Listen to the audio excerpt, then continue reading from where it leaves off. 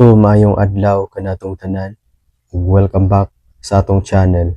Ug daghan kayong salamat mga par sa inyong pagsuporta. Ug sa ako ang mga viewers nga wala pa naka-subscribe, palihog ko og subscribe mga par kaya para ma-update mo sa atong i-upload nga mga video reaction. So karon mga par, good news ni sa mga katong diehard nga dumadapig ni Duterte ni Tatay Digong. Unya bad news ni sa katong mga nasuko ni Tatay Digong ug ilabi na gyud atong mga pamilya sa mga nabiktima sa war on drugs, katong mga drug addict, katong mga drug lord. Bad news ni para nila mga par.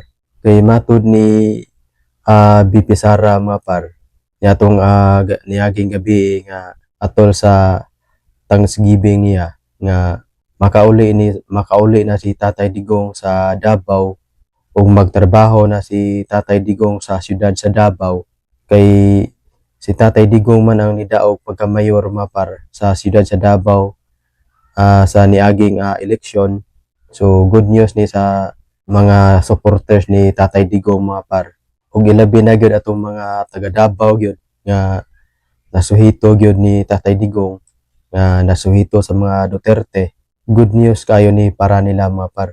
Kay kung hinumduman nato nga gidakop si Tatay Digong niadtong buwan sa Marso, kung hinumduman nato mga par nga illegal ang pag-aresto ni Tatay Digong nga ilang gi-detain ngadto sa The Hague, Netherlands.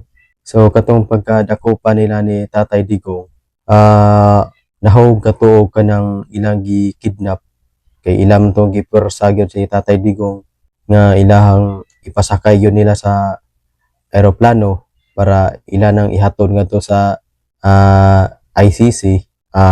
Makauli naman si Tatay Digong pero wala pay exact nga unsang adlaw mga par o kanaus pero matud ni BP Sara nga makauli na si Tatay Digong sa Davao kung magtrabaho na si Tatay Digong sa Davao, sa siyudad sa Davao.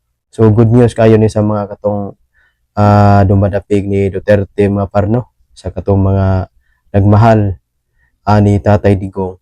Nya katong nagampo diha nga maayo unta kuno nga si Tatay Digong dili na makauli sa Pilipinas, nang tambag-tambagi na lang inyong kaugalingon nga kung makauli man gani si Tatay Digong. Unya atuan na lang pabuton mga par og kanaus agyod nga makauli si Tatay Digong dinhi sa Pilipinas. Atuan ning atngan mga par. Unya i-update mo. Nya palihog ko og subscribe mga par sa ako ang channel para ma-update mo mga par, i-upload ako sa akong mga video. So daghan kayong salamat.